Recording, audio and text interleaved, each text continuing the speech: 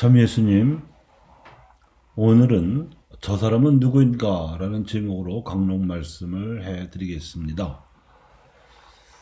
오늘 복음에서 고향 나자렛으로 가신 예수님께서 회당에서 가르치셨는데 그에 대한 마을 사람들의 반응이 나오고 있습니다. 그 가르침의 자세한 내용에 대해서 마르코 복음서가 밝히지는 않지만 그에 대한 반응은 감탄하고 놀라는 것이었고, 이러한 반응은 가르침에 대해서만이 아니라 예수님께서 병자들이나 마귀 들린 사람들에게 일으켜 주셨다고 전해진 기적 사건들에 대한 반응도 포함하는 것이었습니다.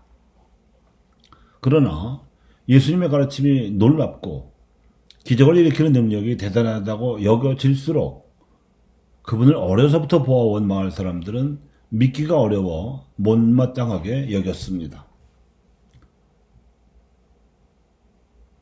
생전 처음 맞닥뜨린 마귀도 알아본 예수님의 정체를 정작 그분을 오랫동안 보아온 마을 사람들은 알아보지 못했던 것입니다. 아마도 잉태 당시에 요셉과 정혼하기 전에 아기를 잉태했다던 소문만 전해 듣고는 예수님을 요셉의 아들이 아니라 아버지가 불분명한 사생아로 보고 있었는지도 모릅니다. 그러기에 목수였던 아버지 요셉에게서 배운 기술로 목수일을 하던 그분에게 목수라고 부르면서도 요셉의 아들로 부르지 않고 마리아의 아들로 불렀을 것입니다. 대단히 모욕적인 상황이었습니다만 그네들에게는 도무지 예수님의 신성을 알아볼 눈이 없었습니다.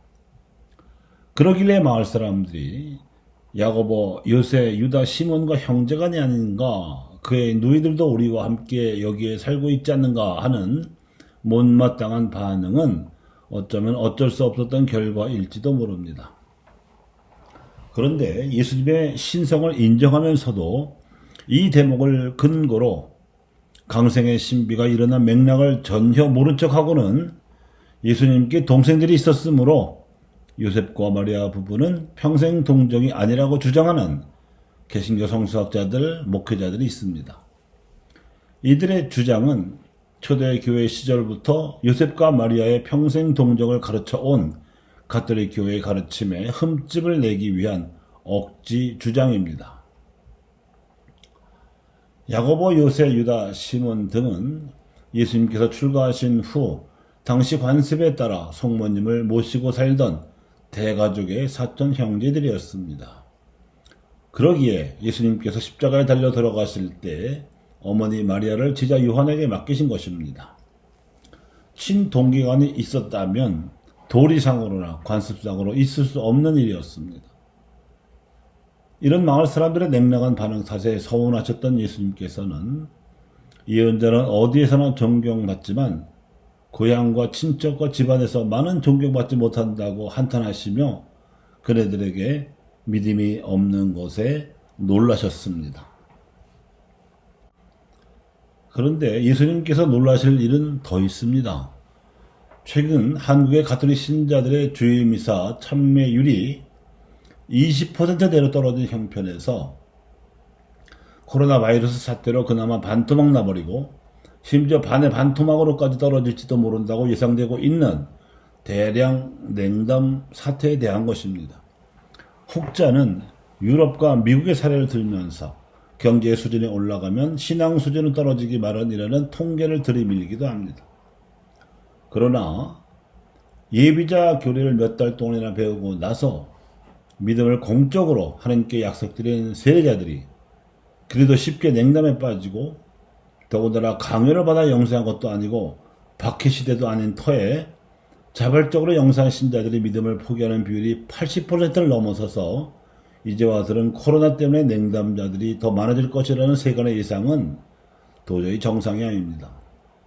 경제 선진국들에서 이미 신앙열이 식었다는 통계나 코로나 바이러스 핑계를 대는 것이 사회학적으로는 그럴싸해 보이는 진단일 수도 있겠으나 성서적으로나 신학적으로는 도무지 납득할 수가 없는 현상입니다.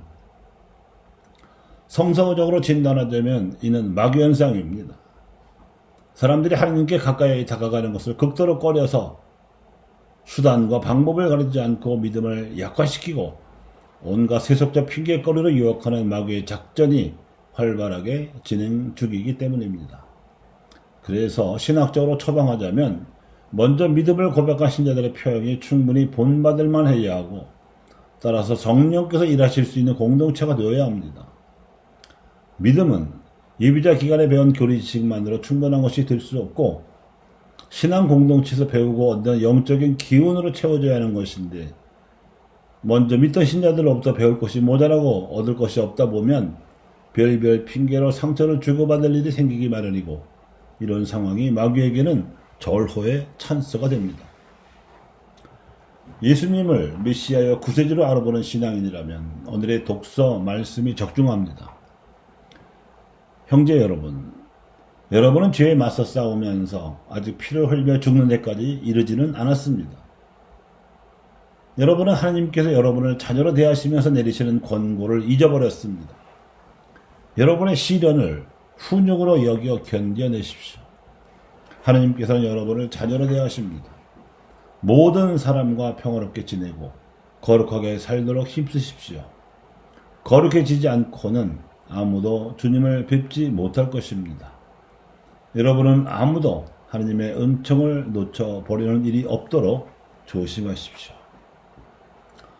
그러므로 교우 여러분, 예수님이 누구신지 그분의 정체를 알아보시기 바랍니다. 우리가 세례를 받을 때 떨리는 마음으로 고백했던 바 신앙의 진리에 그 정체가 담겨 있습니다. 그리고 미사 때마다 들려오는 그분의 가르침을 잘 들으시기 바랍니다. 그 가르침이 우리가 따라가야 할 구원의 깃발입니다. 오늘 미사의 복음 하나성도 바로 그 말씀입니다. 주님이 말씀하신다. 내 양들은 내 목소리를 알아듣는다. 나는 그들을 알고 그들은 나를 따른다.